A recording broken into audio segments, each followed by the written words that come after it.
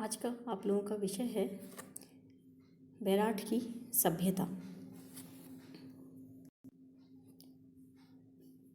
बेराट, अगर इसकी बेराट की हम भौगोलिक स्थिति देखें तो इसकी भौगोलिक स्थिति कहाँ पर स्थित है? बेराट राजस्थान में जयपुर दिल्ली राजमार्ग पर जयपुर से 85 किलोमीटर दूर बेराट का कस्बा है।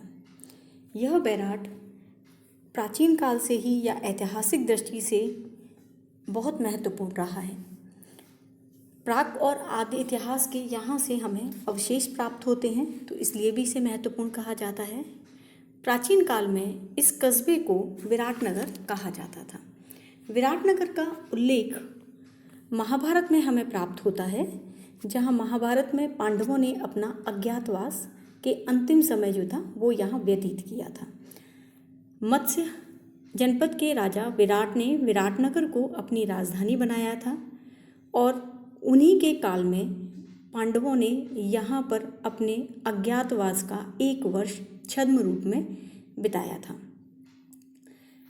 40 वर्ग मील में विस्तृत बेराट का यह कस्बा चारों ओर पहाड़ियों से घिरा हुआ है और जिसमें 4 महत्वपूर्ण पहाड़ियाँ हैं और ये 3 महत्वपूर्ण पहाड़ियाँ हैं जिन्हें हम कहते हैं बीजक की पहाड़ी, भूमजी की डूंगरी और महादेव जी की डूंगरी। 3 पहाड़ियाँ, बीजक की पहाड़ी, भूमजी की डूंगरी और महादेव जी की डूंगरी। पुरातत्व की दृष्टि से ये तीनों ही हमारे लिए महत्वपूर्ण हैं। बेराट का उत्खनन या वहाँ की खुदाई अनेक चरणों में संपन्न हुई। स्वतंत्रता के पूर्व यहाँ की जो खुदाई थी वो श्री दयाराम साहनी ने करवाई। 1947 के बाद डॉक्टर R.D. बनर्जी ने इस कार्य को आगे बढ़ाया और उत्खनन से हमें यहाँ बहुत सी ऐसी सामग्री प्राप्त हुई जिससे हमें ये पता चला कि यह प्रागैतिहासिक काल से ही सभ्यता और संस्कृति का प्रमुख केंद्र था।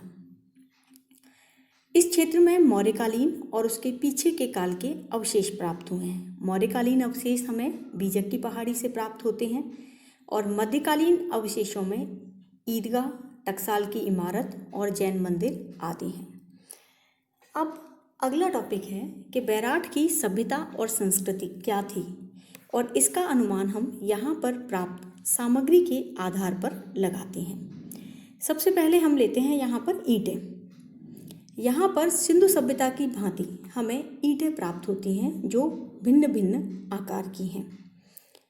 जैसे कुछ ईंटें हैं 20 × 10.5 × 3, कुछ हैं 21 × 31 × 3 और जो फर्शों में जो ईंटें प्रयोग की गई हैं उन्हें हम टाइल्स कह सकते हैं, वर्गाकार बड़ी बड़ी ईंटें कह सकते हैं, जिनका माप जो है वो 26 वर्गाकार है, 26 × 26 जिसे हम कह सकते हैं। इस तरह की ईंटों का प्रयोग वहाँ पर किया गया है।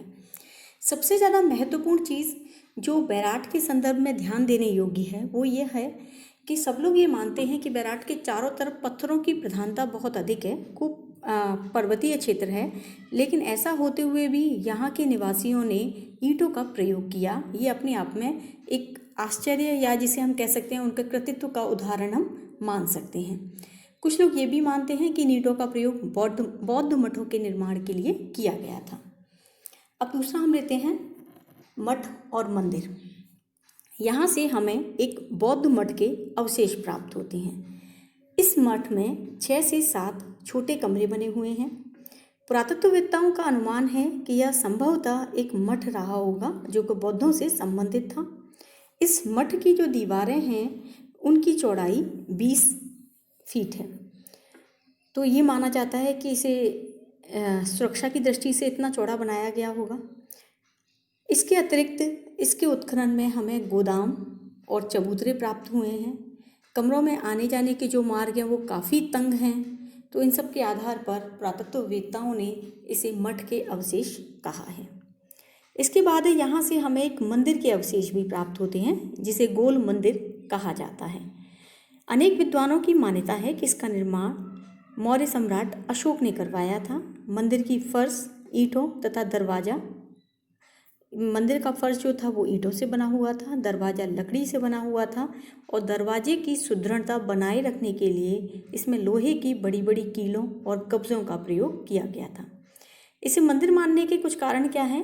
मंदिर से मिट्टी की पक्षी मूर्तियाँ, खप्पर, धूपदानी, थालियाँ, पूजा पात्र आदि मिले हैं।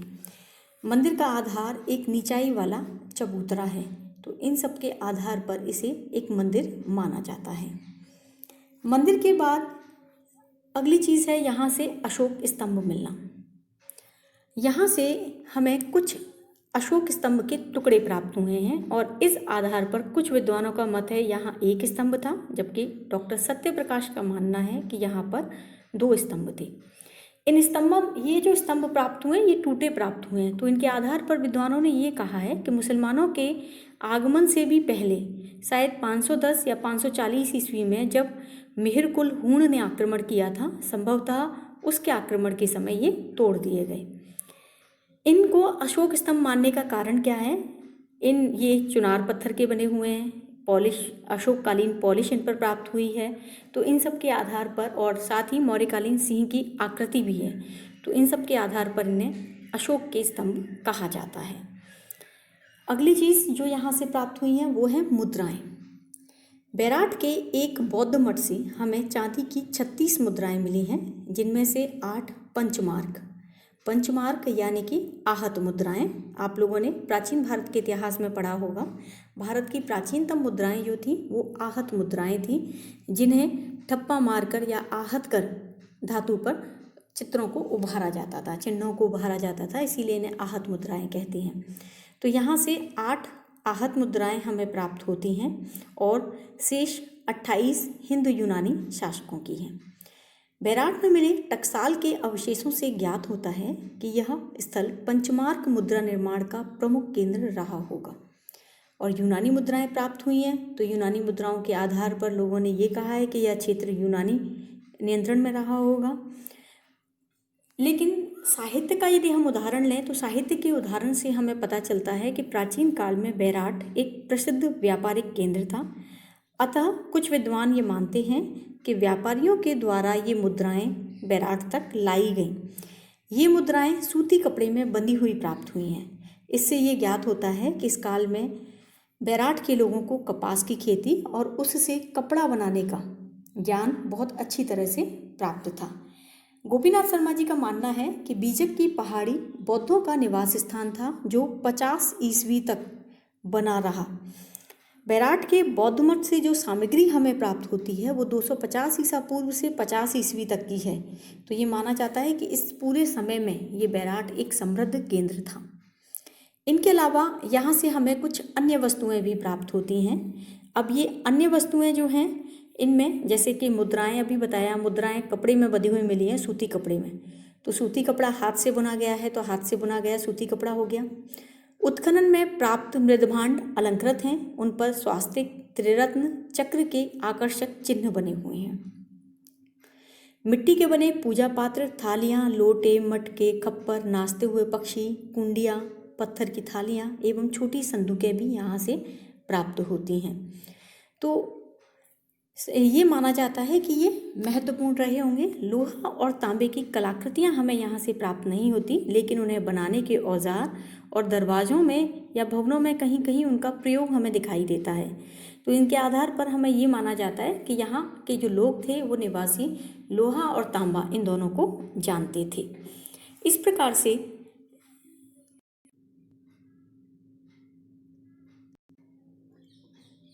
से हम यह कह सकते हैं कि बैराट में सभ्यता का एक समृद्ध केंद्र था।